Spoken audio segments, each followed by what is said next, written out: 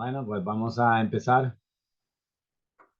No han llegado los otros hermanos. Estoy esperando que el hermano Héctor, César se va a conectar un poquito despuesito y el hermano Manuel también. Hoy vamos a tener hermano Yusdi un ratito. Quiere ver la clase de hoy.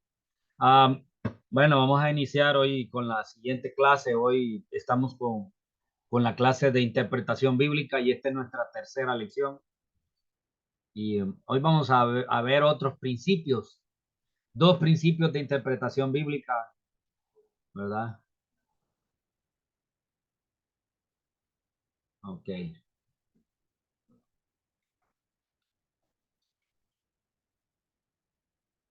está bien.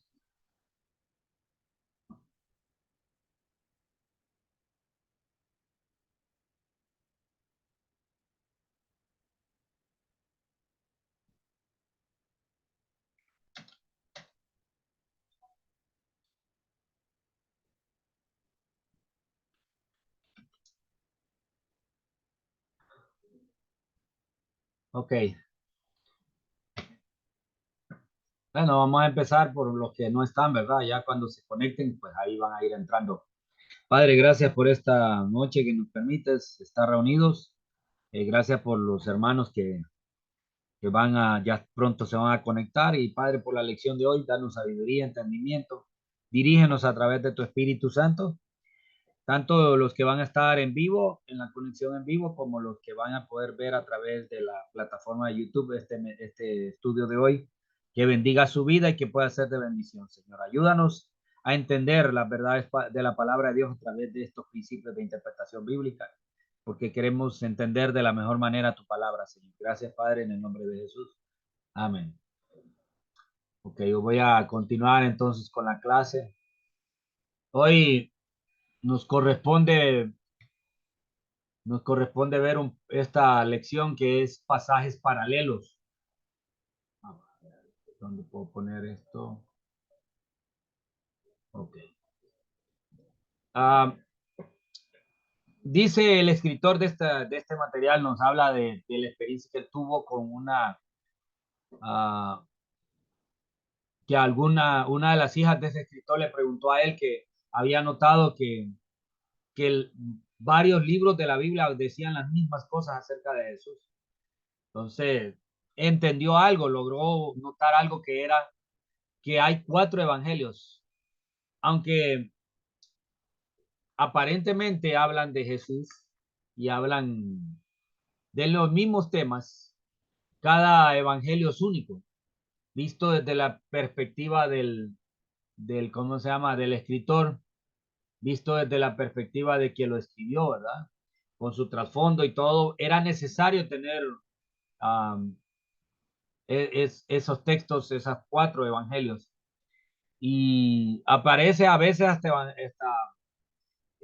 idéntico el lenguaje. Ya sabemos que hay uno de ellos llamado, tres evangelios llamados evangelios sinópticos, que significa ver con el mismo ojo o ver de la misma manera. Entonces se llaman sinópticos porque los tres, dos de ellos usaron la misma referencia o una referencia similar que es el libro de Marcos. Cree que Marcos es el evangelio más antiguo, pero que ellos usaron esos textos, ¿verdad? Entonces, por eso se llama. Ahora, también en la Biblia hay lugares donde la historia no es igual que con los evangelios.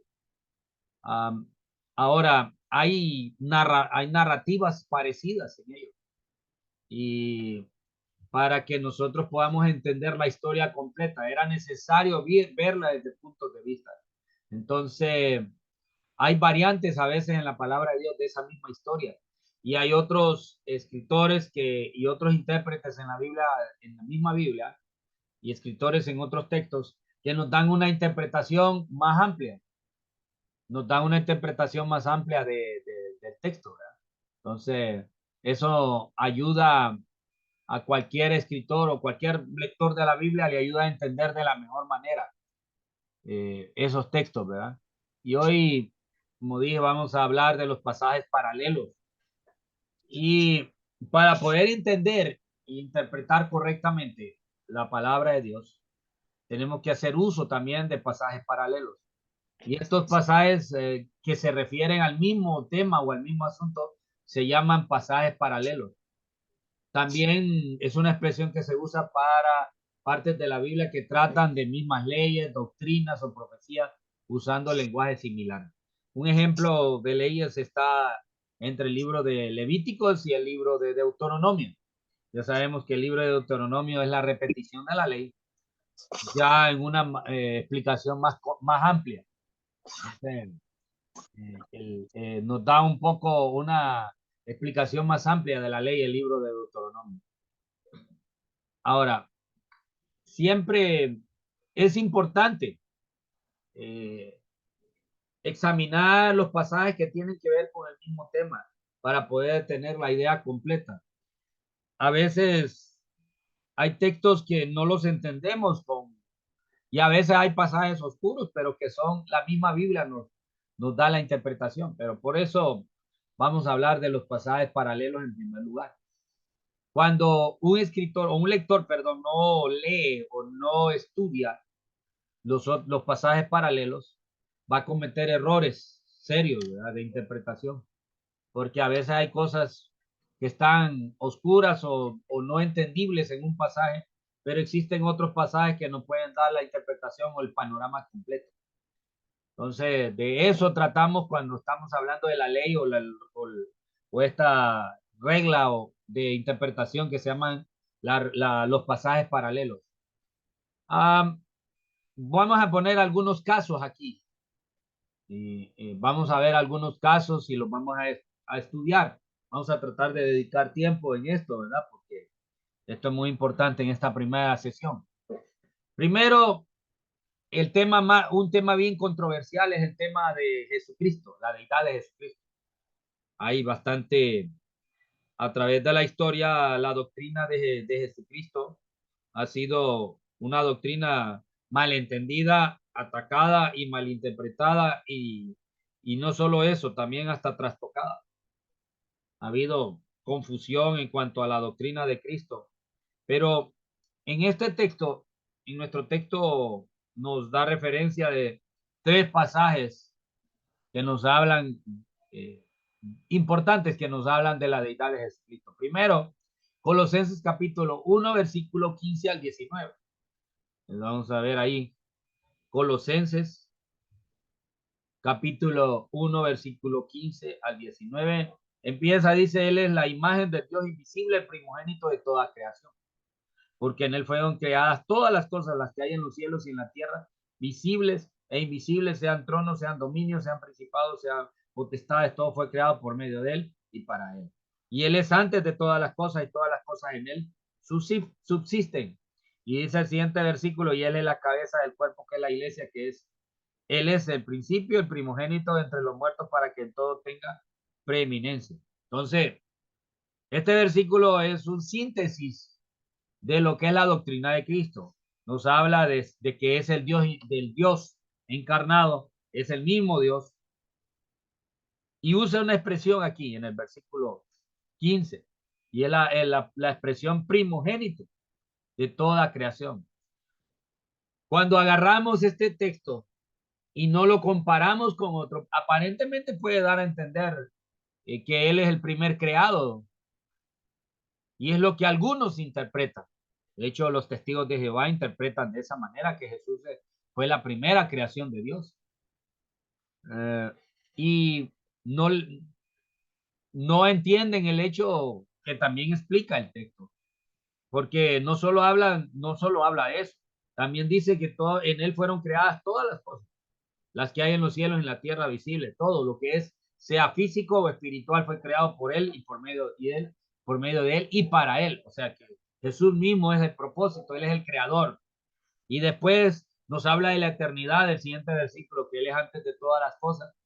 Y ya sabemos que fue un tema chocante para los judíos, porque los fariseos, cuando oyeron que Jesús hablaba de su eternidad, que Él era antes de Abraham y de Moisés y de Abraham, quedaron pensando, pero Él solo tienes 30 años, ¿y cómo vas a ser antes de nuestro padre Abraham? Entonces, y Él dice, yo soy antes que Él. Se está hablando de su eternidad. su preexistencia, que es parte de la deidad de Cristo. Y también el hecho de que la creación necesita del creador, lo dice, ¿verdad? Y todo en él subsiste. Y él es antes de todas las cosas, que esta es la preexistencia de Cristo antes de la creación. La creación no existe para, él no existe para la creación o no existe porque hay una creación. La creación existe por él y para él. Después el texto dice que él es la cabeza de la iglesia, él es el líder de la iglesia, y usa otra expresión que ya nos da a entender de qué primogénito, porque la palabra primogénito es el primer engendrado. Y cuando vemos el texto fuera de su contexto, podemos entender, o vemos ese texto sin ver toda la lectura, podríamos creer que él es el primogénito de la creación, pero aquí no está hablando de cuál creación está hablando, de entre los muertos, el primogénito entre los muertos, para que en todo tengan preeminencia. Primero es eso. Y ahora vean lo que dice Colosenses, que todo fue creado por él y para él. Entonces, en el estudio de pasajes paralelos vamos a observar que la palabra primogénito, ahí en el libro de Colosenses, realmente se usa en el sentido especial de la causa, que Cristo no es la creación, que él no nació con la creación, sino que la creación nació por él, porque él es el creador, él es la causa especial de la creación y no fue lo primer creado. Hebreos 1:2, que es otro de los textos que nos habla de la doctrina de Cristo, dice que Dios por el Hijo hizo el universo. Entonces, el universo está hecho por él y para él, como lo dicen Colosenses. No es que está hablando que él es el primogénito de la creación. Él está hablando, porque el texto nos está hablando, el último texto que leímos dice, para que todo tenga preeminencia, que ocupe el primer lugar. Cuando habla de que él es antes de la creación, él ocupa el primer lugar de todo. Está hablando de su primacía ahí en ese texto. Entonces, también Apocalipsis 1:8 usa una expresión. Dice, él es el alfa y el omega. Ya sabemos que la letra alfa es la primera letra del abecedario griego, y como el libro de Apocalipsis está escrito en griego, nos usa la expresión alfa. Y omega es la última letra del abecedario griego. Entonces, por eso dice que es el principio y el fin. Él es el alfa y el omega. El que es y que era y que ha de venir, el Todopoderoso. Así dice la versión popular. Entonces, está hablando que él es anterior, él es preexistente a todo lo creado. Entonces, si no entendemos o no estudiamos los textos paralelos, textos que nos hablan del mismo asunto, vamos a tener interpretación incorrecta de la Biblia. Por eso, el estudio de los pasajes paralelos nos permite una comprensión completa de cualquier evento. Si hay un texto un poco dudoso, hay que buscar textos paralelos o los pasajes paralelos para que nos ayuden a entender mejor ese texto. Aquí hay otro ejemplo. Aquí en Mateo 9:2 al 8 está la historia del paralítico, ¿verdad? De la curación del paralítico, que fue llevado a Jesús por varios hombres. El texto en Mateo dice que fue llevado por varios hombres sobre una camilla. De ahí en el libro de Marcos, capítulo 2, versículo 2 al 12, dice que este enfermo fue llevado por entre 4 en un lecho y lo bajaron por el techo y haciendo una abertura. Y en Lucas capítulo 5, versículo 17 al 26, vemos que este techo era de teja. Y como era de teja, pues fue una abertura que no hizo ningún daño a la casa. Entonces, cuando vemos todos los elementos que nos dan los diferentes evangelios, podemos tener una verdadera descripción de todo el suceso. Y no necesitamos estar imaginándonos cómo pasó, porque los textos paralelos nos dan, cada evangelista lo ve desde su perspectiva y nos dan el panorama completo. Y para eso sirve lo que es el estudio de pasajes paralelos. Cuando estamos interpretando textos, nos va a ayudar mucho. ¿verdad? Entonces, todos estos detalles nos predican, nos permiten como predicadores o maestros de tener y poder explicar una descripción completa del suceso. Entonces, si no, habrían contradicciones en el Evangelio. Pero también hay ocasiones cuando la comparación o cuando vemos una comparación de pasajes paralelos nos va a ayudar a resolver algunas dudas. Nos va a ayudar a resolver algunas dudas, ¿verdad? En algunos relatos.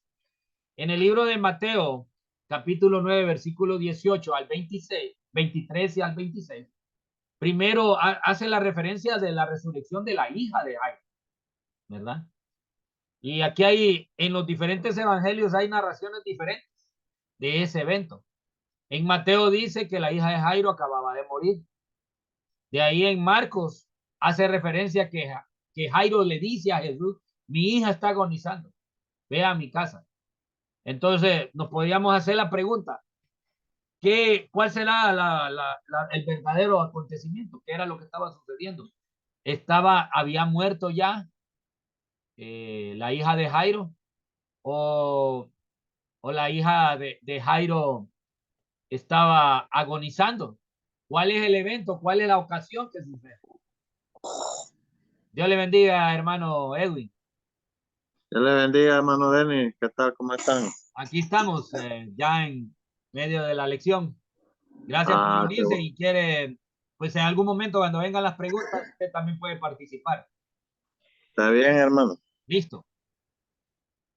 Entonces, aquí en este texto cuando hacemos un estudio paralelo de pasajes paralelos, entonces podemos tener toda la idea completa de lo que es el texto y de lo que es el evento, porque un evangelio lo dice de una manera, otro evangelio lo dice de otra. Podríamos, ya en el libro de Lucas, hace otra descripción.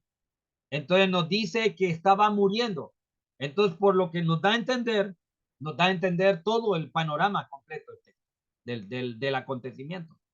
Ah, ya en el libro de Lucas dice que el siervo llegó ante a donde su señor, a decirle a Jairo que ya no molestara más al maestro porque su hija había muerto. Entonces, por esto nos da a entender nos da a entender entonces de que posiblemente cuando Jairo salió estaba agonizando y cuando va de camino ella muere.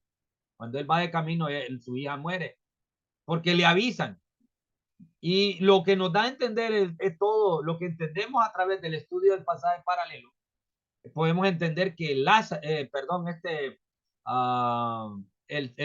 este señor Jairo estaba desesperado por la situación y la enfermedad de su hijo.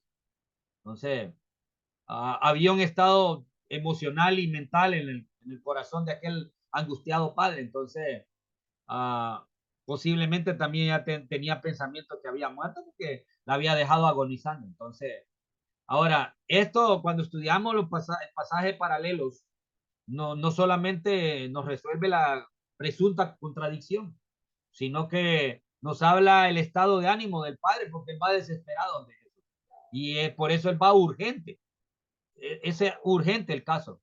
Entonces, para esto nos ayuda el estudio de los pasajes paralelos. Entonces, cuando los cuatro evangelios se comparan el uno con el otro, el lector puede a veces dudar de la exactitud de todos, ¿verdad? Pero realmente vamos a poner otro caso que aparece en los evangelios, es el letrero en la cruz del Señor. En los cuatro evangelios hay cuatro de referencias diferentes de ese letrero. Según Mateo, el letrero decía, este es Jesús, el rey de los judíos. Marcos decía solamente el rey de los judíos. Lucas nos informa que decía, este es el rey de los judíos. Y Juan dice de otra manera, dice Jesús Nazareno, el rey de los judíos. La única expresión común entre los cuatro evangelios es la expresión rey de los judíos. Entonces, Mateo y Juan incluyen el nombre. Entonces, aquí hay un pequeño, como diríamos, una pequeña explicación o un resumen de todas las expresiones que habían, ¿verdad? Mateo dice, este es Jesús, el rey de los judíos. Marcos dice el rey de los judíos. Lucas dice este es el rey de los judíos. Y de Juan, Jesús Nazareno, el rey de los judíos. Entonces, esto nos da una idea total. Ahora, ¿cómo podemos resolver este conflicto? Entonces, hay algunos comentaristas tal vez hacen referencia, dicen, no, pues cada texto fue escrito en lenguaje diferente. Uno fue escrito en hebreo, otro fue escrito en latín y en griego. Acuérdense que en la referencia que aparecen en la Biblia dice que fue escrito en 3 idiomas, ¿verdad? El letrero. Entonces algunos dicen que tal vez cada idioma hacía un título diferente. Otros tal vez dicen que, pues, por la referencia que el hebreo usa pocas letras, el latín omite algunos artículos y el griego hace un título y es un lenguaje más extenso. Entonces, ahora, puede ser que tenga a favor, pero lo que nos da a entender entonces que cada evangelista hizo referencia del título en el propósito por el que mejor era para su propósito. Mateo lo escribió a los judíos, como Mateo ve a Jesús como el cumplimiento de las escrituras. Marcos es un escritor griego, perdón, no, era judío, pero va dirigido a griegos. El libro de Lucas también es un gentil, ¿verdad? El doctor Lucas, y esos tres se llaman evangelios sinópticos, ¿verdad? Y a Juan ya es eh, referencia, ya es uno de sus discípulos también, ¿verdad? Pues cada uno ve con diferentes propósitos y a diferentes audiencias a las que él escribe. Entonces, lo que podemos concluir que lo que querían anunciar el mensaje completo de ese rótulo era: este es Jesús Nazareno, el rey de los judíos. Entonces, por los relatos paralelos es que podemos llegar a entender esa información de los 4 evangelistas. No importa el idioma o el que se haya escrito, así decía el título. Entonces, cada, cada evangelio nos dio parte de esa información. Ahora, la gran pregunta: ¿por qué tenemos 4 evangelios? Ya que los testimonios humanos son incompletos por lo general, necesitamos las 4 para tener la historia más completa sobre los hechos. Acuérdense que el libro de Juan dice que si todas las cosas se hubieran escrito, todos los hechos de Jesús no cabrían en todos los libros, ¿verdad? No cabrían en todos los libros disponibles. Entonces, al tener 4 evangelios, nos tenemos un panorama más completo de la vida de Jesús, y cosas dudosas de algún escritor, otro escritor las deja más claro, y hay algunas historias que no aparecen en otro evangelio. En el libro de Juan aparecen unas parábolas específicas que no aparecen, otras historias que solo en el evangelio de Juan aparecen. Entonces, cosas así, ¿verdad? Pero uh, otro asunto. No sé si hay alguna pregunta en cuanto a este asunto de los evangelios sinópticos o de los evangelios. ¿Alguien tiene alguna pregunta en lo que hemos estudiado de esta parte? Mano Héctor, no, mano Edwin, ¿no? Ok, vamos a continuar entonces, si no hay preguntas. Ahora, hay otro tema interesante en cuanto al estudio de pasajes paralelos, y este tiene que ver con la profecía del Señor de la negación de Pedro. Usted sabe que hay narraciones, diferentes formas, ¿verdad? Que se encuentra esa narración y esa profecía que Jesús le dice.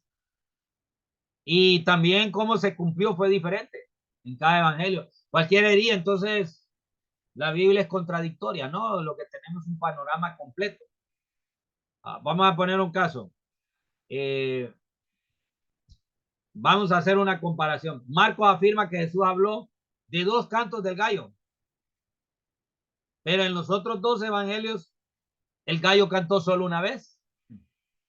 Ahora, y hay quienes han hecho un tema dogmático, o sea, un problema con este tema.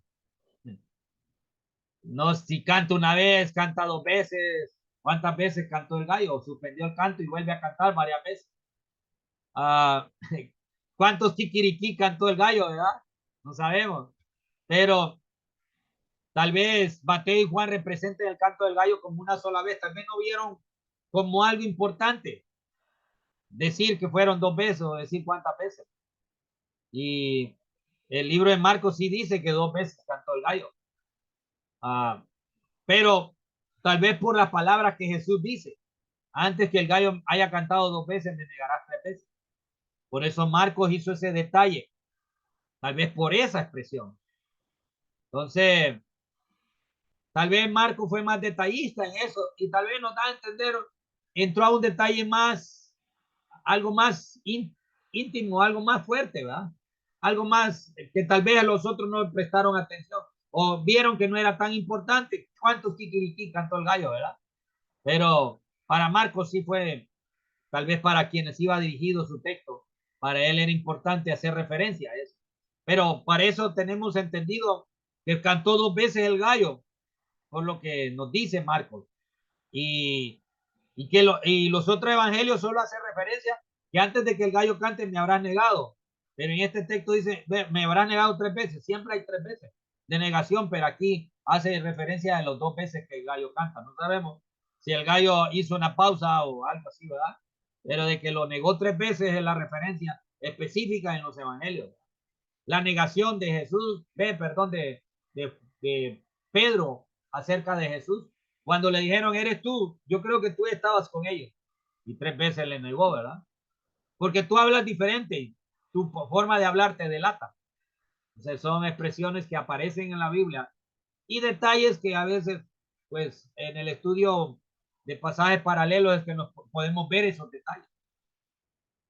De ahí, ya hablando, porque no solo de, podemos hacer un estudio de pasajes paralelos del Nuevo Testamento, también en el Antiguo Testamento. Ustedes saben que hay unos libros que se parecen y hacen narraciones de los reyes. El libro de Primera y Segunda de Samuel, Primera y Segunda de Reyes, Primera y Segunda de Crónicas. Algunos hay unas historias parecidas, pero hay otras que complementan la historia. El libro de Crónicas es más específico en algunos acontecimientos que sucedieron o que cosas que hicieron los reyes. La característica de Samuel se enfatiza hasta el ministerio de Salomón, ¿verdad? De ahí, si queremos saber más de Salomón, vamos al libro de Reyes y Crónicas. En esos 2 libros aparecen, ¿verdad? Tal vez nos ayudan a entender estos relatos de la historia de los reyes en esos 3 libros. Crónicas tal vez no hace mucha referencia a Saúl y a David, pero en Reyes sí, y Samuel, Primera y Segunda de Samuel.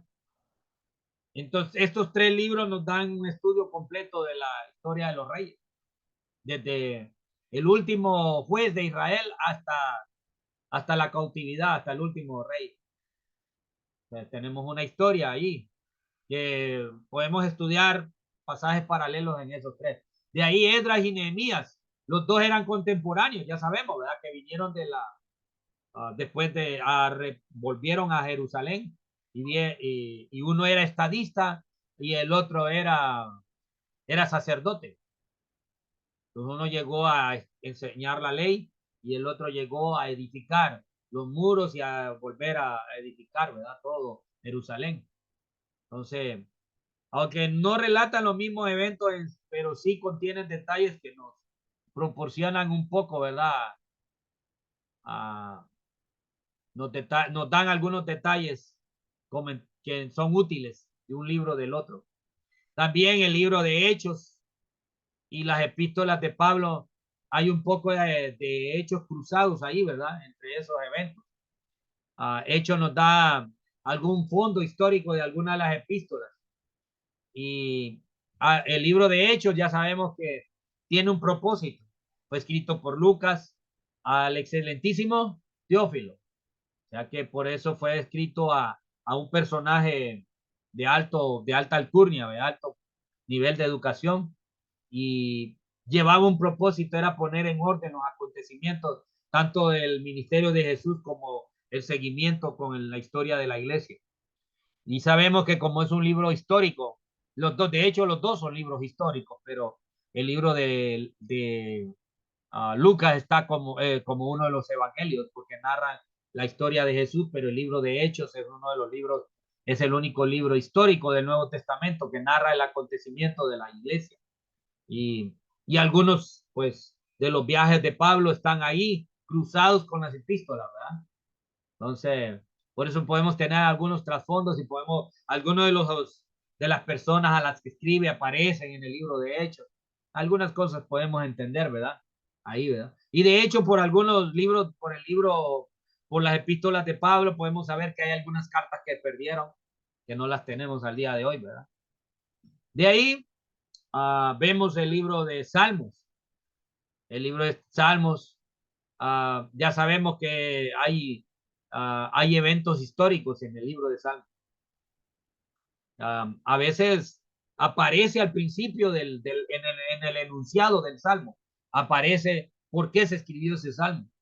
Entonces, estas son algunas de las referencias que aparecen. También, cuando estudiamos algunos pasajes del Antiguo Testamento, será necesario examinar al mismo tiempo lo que el Nuevo Testamento nos habla acerca del respecto, ¿verdad? Entonces, algunas cosas del Antiguo Testamento son explicadas en su aplicación en el Nuevo Testamento. Hay varios casos ahí, ¿verdad? Como el caso de Moisés golpeando al egipcio y matándolo. Así como aparece en el Antiguo Testamento, o da la imagen que Moisés fue un asesino, ¿verdad? Pero en el libro de Hechos, Esteban señaló que ese homicidio que hizo Moisés fue como una prueba de que Dios lo había enviado como libertador de su pueblo. O sea, este fue como diríamos, como la chispa que encendió, eh, esta fue la chispa que encendió, ¿verdad? Ese corazón de Moisés para ser el libertador, ¿verdad? Para ser el libertador. Entonces, ese acontecimiento sucede. Y Esteban lo ve, no como lo ve el Antiguo Testamento, como lo vemos, leemos tan literal así, ¿verdad? Sino que Esteban lo ve como que Dios tenía un propósito. Y aún hasta las cosas entendemos que Dios tiene un propósito. Aún con las cosas malas ha tenido Dios propósito, ¿verdad? Imagínense ustedes de dónde salió el siguiente rey después de David. No fue de la esposa de Urías Eteo. O, la tatarabuela de David. ¿De dónde apareció? No era una que habitaba en Jericó. Era una prostituta. Rahab, que es descendencia. Y también la moabita, ¿verdad? De eh, de Noemí, ¿cómo se llama la otra? Ruth, ¿verdad? Que es una moabita y aparece en la historia de la descendencia. Entonces hay cosas que el Antiguo Testamento uno lo ve así como crudo, ¿verdad? Porque es la historia narrada. Pero en el Nuevo Testamento nos da la aplicación. Y en la historia de Lot, no lo vemos con un hombre de mucha espiritualidad. ¿Se acuerda que está en Sodoma y Gomorra viendo la corrupción de Sodoma? Pero en segunda de Pedro 2:7 lo llama el justo Lot. Y dice que estaba abrumado por la nefanda conducta de los malvados. Entonces, mientras en Génesis lo vemos como alguien que se había corrompido, que ciertamente había tenido la influencia de Sodoma y Gomorra, porque no solo era alguien que estaba ahí viviendo cerca de Sodoma, terminó estando en la puerta, sirviendo y recogiendo los impuestos de la ciudad de Sodoma. Entonces, primero estaba afuera, estaba lejos de Sodoma a cierta distancia, después se acerca a Sodoma, después está fuera de Sodoma, están adentro de Sodoma viviendo después, porque de Sodoma lo sacan los ángeles, ¿verdad? Entonces, estos dos pasajes nos presentan aspectos diferentes de Lot. Entonces, siempre debemos de entender los dos aspectos, tanto de la historia del Antiguo Testamento como su aplicación en el Nuevo Testamento. Entonces, también con frecuencia alguna interpretación está basada en cierto detalle que no aparece en todos los pasajes paralelos y que no debe señalarse con el énfasis acostumbrado. Vamos a poner caso, libro de Mateo 24:32, se habla de la higuera. Anteriormente se usaba en textos anteriores, la higuera se usa como símbolo de Israel. Entonces aquí dice que cuando la higuera se enternece, es decir, cuando aparecen nuevos cogollos, ¿verdad? O cuando aparecen nuevas, nuevas ramas del árbol. Entonces dice, cuando ustedes ven que nace eso, entonces ya saben que el tiempo, que van a cambiar el tiempo. Es lo que dice el texto, ¿verdad? Miremos ahí en Mateo 24:32. De la higuera aprender la parábola, dice. Aprendan la parábola, dice. Cuando ya su rama está tierna y brotan las hojas, sabes que el verano está cerca. Entonces, estaba hablando del tiempo. Pero realmente ahí no se está refiriendo a Israel en ese texto. Si lo comparamos, porque algunos dicen, bueno, si ya se está viendo algunos nuevos cogollos que están apareciendo, entonces Cristo está por venir. Pero comparamos Lucas 21, en el libro de Lucas capítulo 21, versículo 29. Dice, mira la higuera y todos los árboles. No, la higuera era el árbol más común en ese momento. Pero aquí ya no era común en esa región. De hecho, las higueras son árboles comunes en esa región. En esa región se puede encontrar higueras bastante. Entonces Jesús lo usó como un ejemplo, representando a todos los árboles. Entonces, la lección no está en el simbolismo de la higuera, sino en el acto de enternecerse y brotar hojas. Cuando sucede este evento natural, está cerca el verano. De la misma manera, cuando aparezcan algunos de los eventos que Jesús estaba narrando anteriormente, quiere decir que su tiempo está cerca y podemos entender que Cristo está cerca. Entonces, esto es un poco, ¿verdad? De un poco de estudio de los pasajes paralelos. Vamos a seguir viendo en la segunda sesión de esta clase, porque ya el tiempo se nos está yendo. Tenemos minuto y medio para preguntas hasta aquí. Si hay pregunta o comentario. ¿Hay alguna pregunta o algún comentario? Lo vamos a dejar para cuando vengamos al tiempo, ¿verdad? Cuando regresemos, uh, cuando regresemos de esto, ¿verdad? Porque el tiempo ya se nos está yendo, como no estamos pagando la versión Pro de Zoom, entonces solo nos da 40 minutos el tiempo de clase, ¿verdad? Entonces, vamos a parar ahí y nos vamos a volver a conectar y si hay alguna pregunta, o vamos a terminar esta parte y ahí vamos a dejar las preguntas, ¿verdad? Ya le voy a mandar el link a su WhatsApp, hermano Edwin, para que usted se pueda conectar. Si quiere seguir participando, ¿verdad? Bueno, vemos, hermano. Ya se los mando.